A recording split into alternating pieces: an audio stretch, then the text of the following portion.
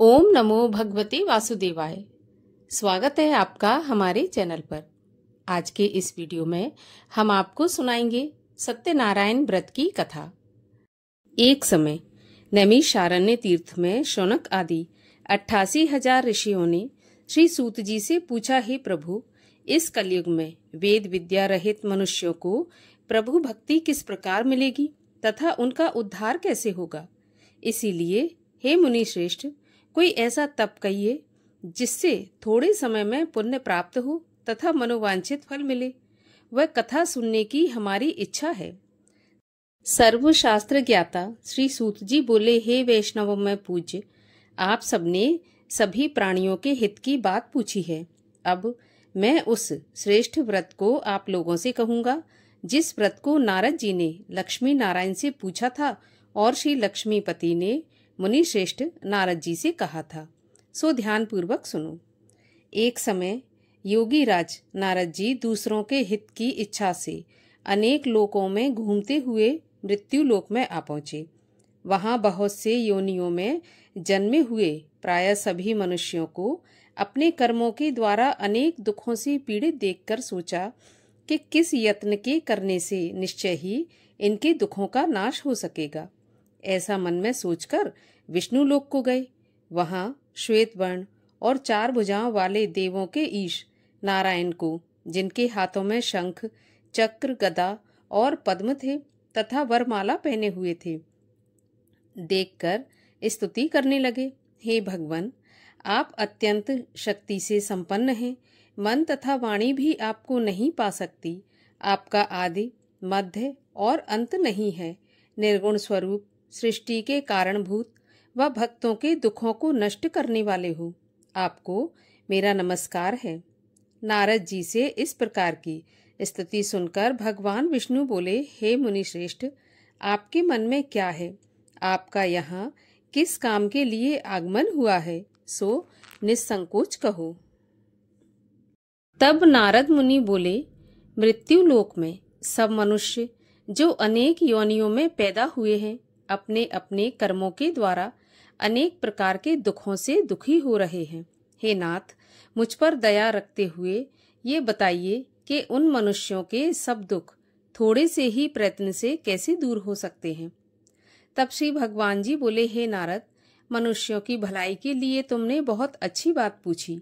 जिस काम के करने से मनुष्य मोह से छूट जाता है वह मैं तुमसे कहता हूँ, सो सुनो।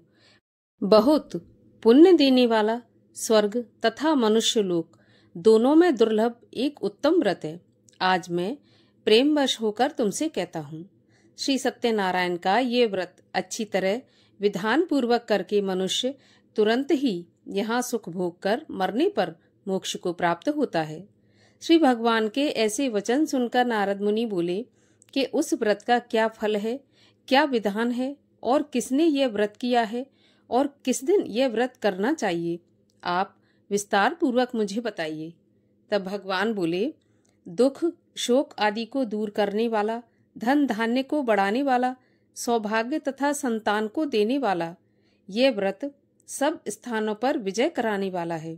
भक्ति और श्रद्धा के साथ किसी भी दिन मनुष्य श्री सत्यनारायण की शाम के समय ब्राह्मणों और बंधुओं के साथ धर्मपरायण होकर पूजा करे।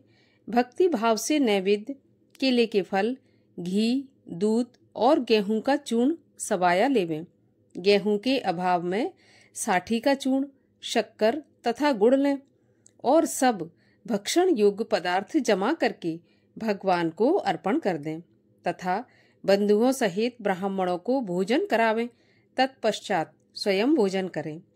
नृत्य, गीत आदि का आचरण कर श्री सत्यनारायण भगवान को स्मरण करता हुआ समय व्यतीत करे। इस तरह व्रत करने पर मनुष्यों की इच्छा निश्चय ही पूरी होती है।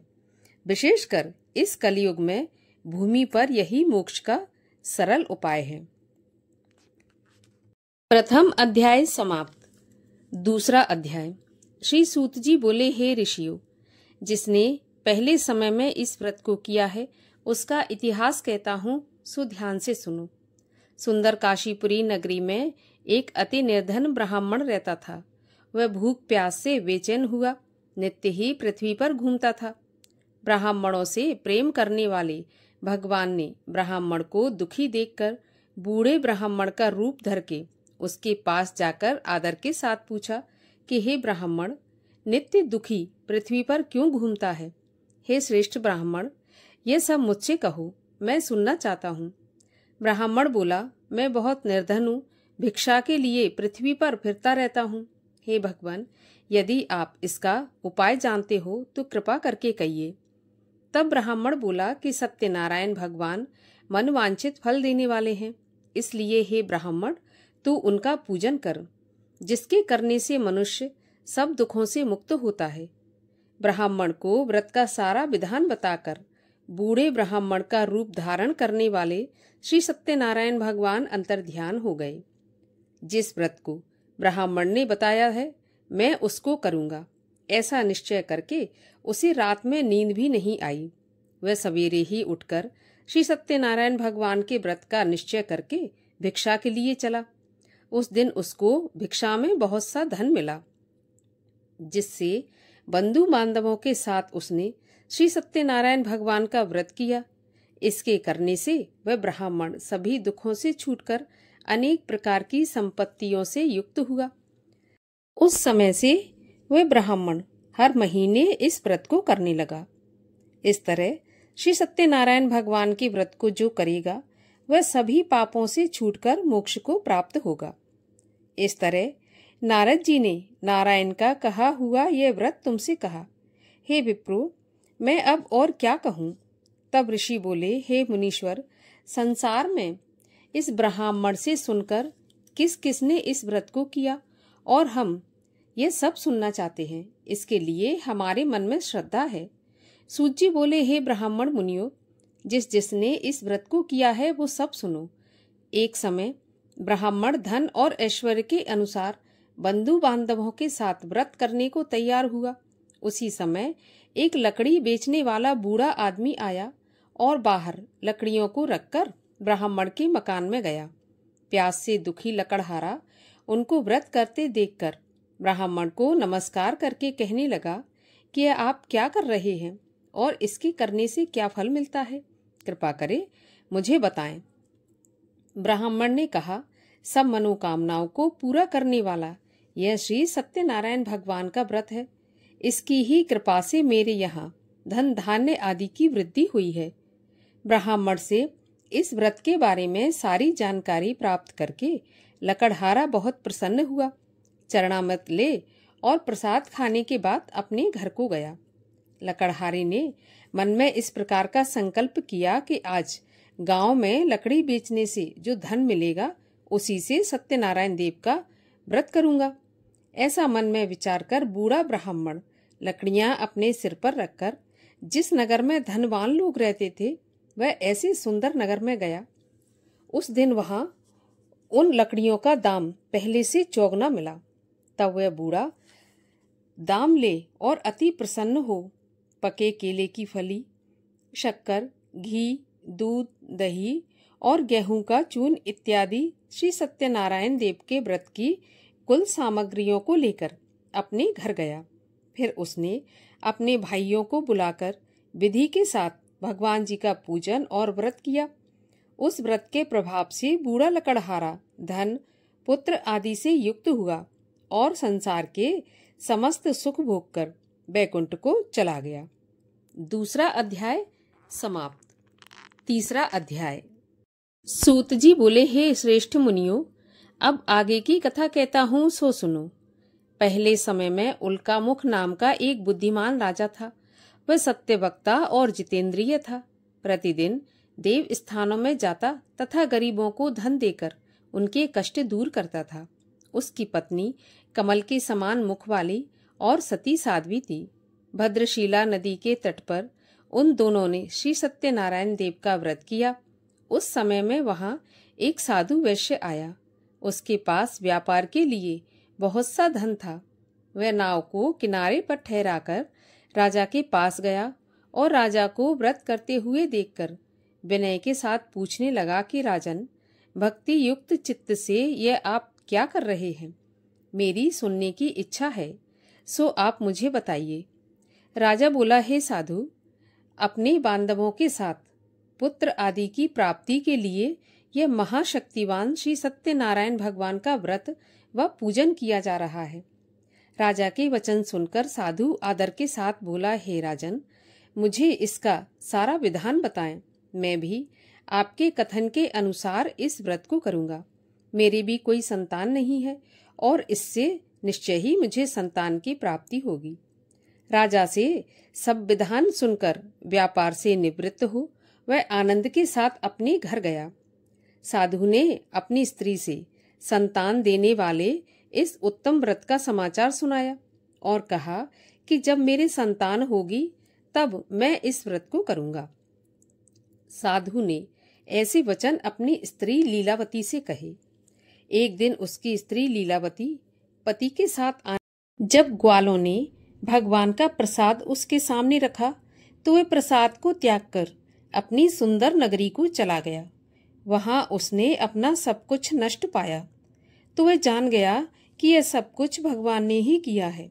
तब वह विश्वास करके उस ग्वालों के पास आया और विधि पूर्वक भगवान का पूजन करके प्रसाद खाया तो सत्यदेव की कृपा से पहले जैसा था सब कुछ वैसा ही हो गया। फिर दीर्घ काल तक सुख भोग कर मरने पर स्वर्ग लोक को गया। जो मनुष्य इस परम दुर्लभ व्रत को करेगा भगवान की कृपा से उसे धन धान्य की प्राप्ति होगी। निर्धन धनी हो और बंधी बंधन से मुक्त होकर निर्भय हो जाता है। संतानहीनों को संतान प्राप्त होती है तथा सभी मनोरथ पूर्ण होकर अंत में वैकुंठ धाम को जाता है। जिन्होंने पहले इस व्रत को किया है अब उनके दूसरे जन्म की कथा कहता हूँ। वृद्ध शतानंद ब्राह्मण ने सुदामा का जन्म लेकर मोक्ष को पाया। उल्का मुख नाम का राजा दशरथ बनकर वैकुंठ को प्राप्त हुआ। साधु नाम के वैश्य ने मोरध्वज बनकर अपने पुत्र को आरे से चीरकर मोक्ष को प्राप्त किया। महाराज तुंगध्वज ने स्वयंभू होकर भगवान में भक्ति युक्त हो कर्म करके मोक्ष की प्राप्ति की। 5वां अध्याय समाप्त। बोलिए सत्यनारायण भगवान की जय। सत्यनारायण भगवान की आरती। जय लक्ष्मी रमणा स्वामी, जय लक्ष्मी रमणा। सत्यनारायण स्वामी जन पातक हरणा। ओम जय लक्ष्मी रमणा।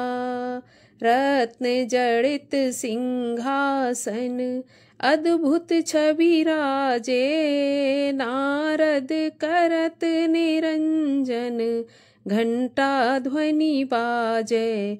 ओम जय लक्ष्मी रमणा। प्रकट भये कलि कारण द्विज को दर्श दियो। बूढ़ा ब्राह्मण बन कर कंचन महल कियो। ओम जय लक्ष्मी रमणा। दुर्बल भील कराल इन पर कृपा करी। चंद्रचूड़ एक राजा तिनकी विपत्ति हरी। ओम जय लक्ष्मी रमणा।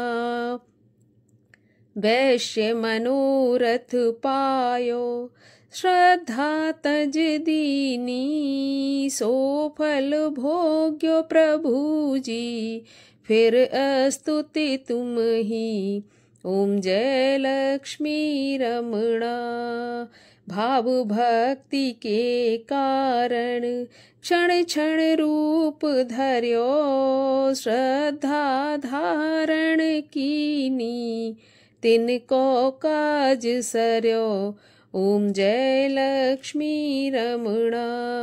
ग्वाल बाल संग राजा वन में भक्ति करी। मन वांछित फल दीना दीन दयाल हरि। ओम जय लक्ष्मी रमणा। चढ़त प्रसाद सवाया कदली फल मेवा धूप दीप तुलसी से राजी सत्य देवा। ओम जय लक्ष्मी रमणा। सत्यनारायण भगवान की आरती जो कोई जन गावे, कहत शिवानंद स्वामी मन वांछित फल पावे। ओम जय लक्ष्मी रमणा। बोलिए लक्ष्मी नारायण भगवान की जय।